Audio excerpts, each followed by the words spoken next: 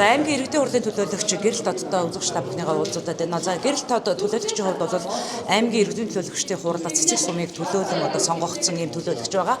За Ховд аймгийн цэцэг суманд бол олон 10 бүтээн байгуулалт бас чанаргүй хийгдсэн, төсвийн мөнгө үр ашиггүй зарцуулагдсан, иргэд хохирсон ийм дүр зураг бол байна. Тэгэхээр энэ асуудал дээр сум орон нутгийнхантайгаа хамтраад за төлөөлөгчийн хувьар юу нэг чанаргүй хийгдсэн бүтээн байгуулалтын цаадах эзэн болсон компаниудтай гүйцэтгэгч болсон компаниудтай хариуцлага ярих энэ тогтолцоог сайжруулах талаар та төлөөлөгчид ямар ажлуудыг хийж байгаа вэ? За ер нь зүйтэй ер нь бол чанаргүй хийгдэж байгаа ажлууд байгаа. Хамгийн том ажлуудаас нь хийгдэхэд бол заалны асуудал яригдж байгаа. Ер нь бол 80-90% гүйцэтгэл дээр хөрчөөд ингээд одоо болтол орохгүйгээр ингээд ард иргэдийг хохироогоод ингээд байж байгаа асуудалд бол гүйцэтгэгч хүнтэй нуулцсан. Яагаад энэ асуудал орохгүй байна гэсэн ерөөсөө шүүхийн асуудал дээр явагдаж байгаа. Тухайн үед бол нөгөө үн өртгийн байдал өссөн. Тэгээд тэнтэй холбоотой төрөөс авах мөнгө дутуу гээд ингээд орохгүй байгаа гэсэн асуудал яригдж байгаа. Ер нь бол тэр хүмүүс дээр бол 600 сая төгрөгийг нэмэлтээр бас өгсөн юм байлаа.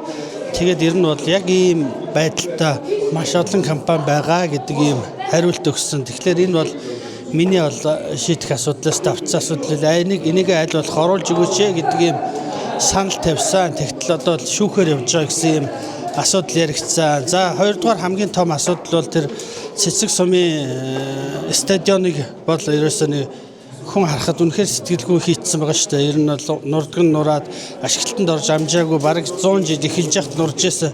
Энэ асуудал дээр бол ерөөсөө шүүхээр хандаа гэдэг сумын удирдлагуудтай яригдаад энэ шүүхийн асуудалд явагдаж байгаа асуудал. Тэгэхээр танаа зэрэгэлдэх зэрэг сумын төлөөлөгч зэрэг сумын ард иргэд бол чанаргүй хийгдсэн бүтээн байгуулалтаа авчираа төв талбай дээр энэ аймгийн дарга нарын өдрийн өмнө авчираа шийдчихдэг тийм ээ. Энийгээ хариуцлага тооц харилцуулах ийм тогтолцоо бид өнөөдрөөс эхлүүлэхгүй бол хожигдох гээд байна, хожимдох гээд байна, ард иргэд хохирох гээд байна гэсэн энэ зүйлийг хэлдэг. Тэгээд нэлээд олон асуудлуудыг шүүхэд хандаж шийдвэрлүүлэхээр заасны 2-3 асуудал нь бас нөхөн төлбөрөөр буцааж олгоод ард иргэдийг хохирлгүй болгох ийм асуудал дээр явж байгаа сайн жишээ тогтооцсон байгаа юм билээ. Тэгэхээр танаа сум таны саяхан хэлсэн 2 асуудлыг өнөөдрийн байдлаар шүүхэд өгч гээд байгаа мó өгөхгүй материалаа бэлдээд байгаа мó? Шүүхэд өгсөн байгаа. Шүүх дээр явагдаж байгаа.